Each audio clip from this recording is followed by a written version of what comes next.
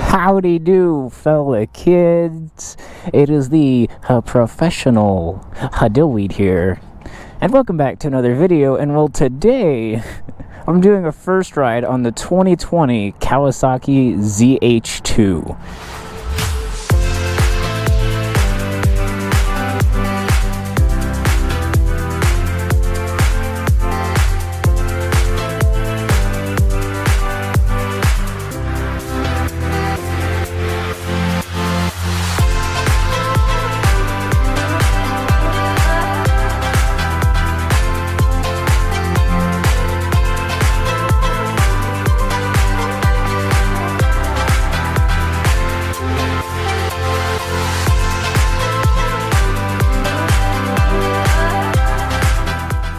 And this video wouldn't be possible without Freedom Power Sports up here in Canton, Georgia.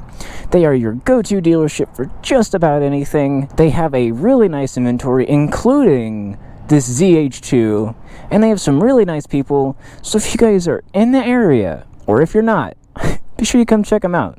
Be sure to tell them I sent you. I will tell you, I have greatly been anticipating the arrival of this bike. The second that Kawasaki will announce this, I gave Freedom Power Sports a call and said, "So you getting this or what?" And well, here it is. And something I find kind of interesting or funny would be the key. You have the H2 logo here on the key, and on any normal Kawasaki, you get a boring little key like this. So right off the bat, you know you're getting something quite special. And while I'm on the subject of keys, so Kawasaki says that this has self-healing paint, meaning if you get a scratch in, well, a high traffic area being here or here, if it gets a scratch, then it'll heal itself if you leave it out in the sun. I'm not entirely sure if that's true, but I mean, I've got a key in my hand. Got some self-healing paint here, so yeah, you guys must be insane if you think I'm actually going to do that. I'm going to just say I believe that it works. I don't know. So I'm going to do something a little bit different. I'm actually going to start it before I get on it. And you can see it plays a nice little movie whenever it starts up, letting you know that you're not on any normal Kawasaki, because this ain't a normal Kawasaki. And let's get this thing cranked up. And you'll notice it is kind of quiet. Oh, ignore that voice crack. It's because it's got this big, giant exhaust. And if we make our way up front, you'll notice it's not symmetrical. You've got an intake for your supercharger on that side, and then on that side, well, you don't. I guess Kawasaki could have easily put another vent there and made it fake, but Kawasaki is like, nah, we ain't about them fake vents, yo.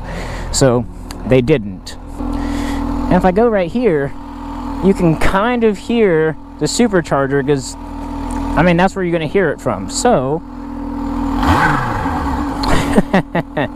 roses are red, violets are blue. The supercharger on the Z-H2 goes. Alright, and without further ado, let's hop on this thing. And it is already cranked up, so let's just kick up that there kickstand. Let's adjust the mirrors so we can see who's losing. If I can figure out how mirrors work, that would be great. Alright, and let's get going.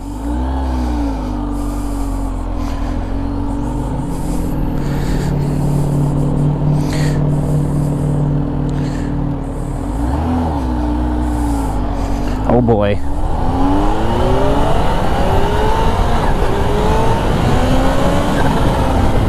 Oh. Okay. I guess it's a little fast.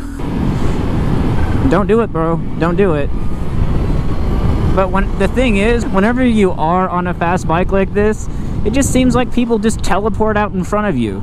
Because you're doing Mach 5 and they're doing the legal speed limit.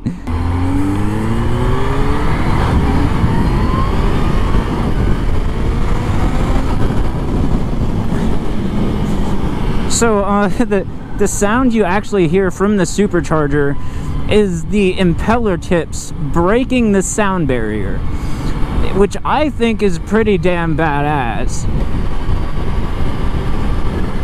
Handling's really good, but of course that was just the smallest amount of lean angle you could possibly do. Why is this thing flashing at me? Is it mad at me for something? Or is that just what it does? The riding position on this is actually quite comfortable. I rode the R6 yesterday and oh my god, it felt like my knees were in my chest. But I'll say, riding this makes the R6 feel like a dang 300. Man, I'll say I feel like after riding this, every other bike that I ride, it's gonna feel like a disappointment. I think I need one of these, but the one that I would get wouldn't be the green. I would have to get the red color scheme, just because, you know, red is faster than green, and because red is the fastest color.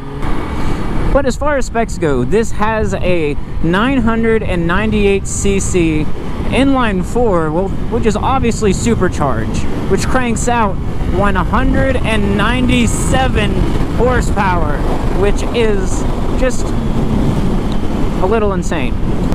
I know y'all are gonna be like, oh, you're grannying it, but I was specifically asked not to take this too far into Mexico. It was already beyond nice of them to even consider to let me sit on this thing, let alone ride it. Oh my god, that supercharger, it sounds so good. I don't know if you can hear it, but believe me when I say it. Ah, thanks, Honda. I really appreciate that. So I'm out here on the interstate. It's actually quite comfortable. It reminds me pretty similarly to the seating position of my MT-10. I actually made a poll on my YouTube channel whenever I first found out about one of these. And I was like, hey, should I get one? And well, here's the results. And I still stick by that. If you guys think I should get one, I'm gonna get one, but not in this color.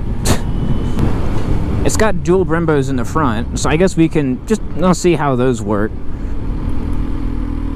They work. I guess you could say that they work. Hello. The little girl waved at me, but Karen in the front seat didn't seem too happy about it.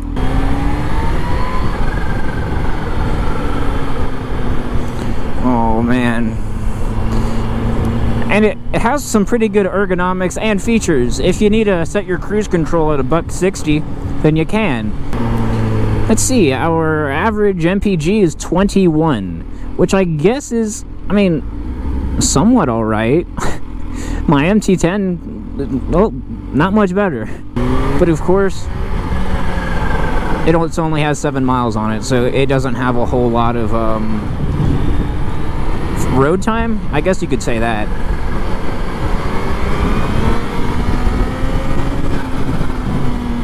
This thing punches hard, and it's not like there's a delay for the supercharger to line up, because, well, it's a supercharger, and you'd think that there would be, but there's not.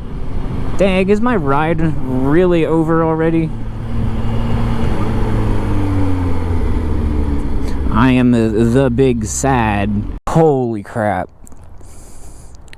I think I need one. Let me know in the comments if you think I need one. But truth be told, I could get one of these right now. But, I mean, I'm also trying to save up for a really nice car I want. But at the same time, this is faster than any car I could ever afford. I honestly wouldn't mind one of these as a commuter. I know that sounds insane, but, I mean, it's comfortable. I wasn't expecting it to be, that comfortable to ride. It has a really nice neutral riding position, so you're not hunched over. I honestly wouldn't mind one of these for a long distance. You've got the cruise control. So if you're insane, you might be wondering, well, would it make a good first bike? Probably not. You'll loop it just by letting the clutch out incorrectly. But I honestly want to hear you guys' opinions about this, because I actually am interested in buying one of these. And is that something you'd want to see videos on? Maybe. And if you guys have any other suggestions as to what you want to see me ride next, be sure you leave a comment and I'll try to get my hands on one. But that is where I'm going to start wrapping up today's video. Hopefully you guys enjoyed. If you did, be sure you show some support by dropping a like. If you're new around here, consider hitting that subscribe button. And most importantly, be sure you hit that booty. I'll see you guys in the next video. Peace out.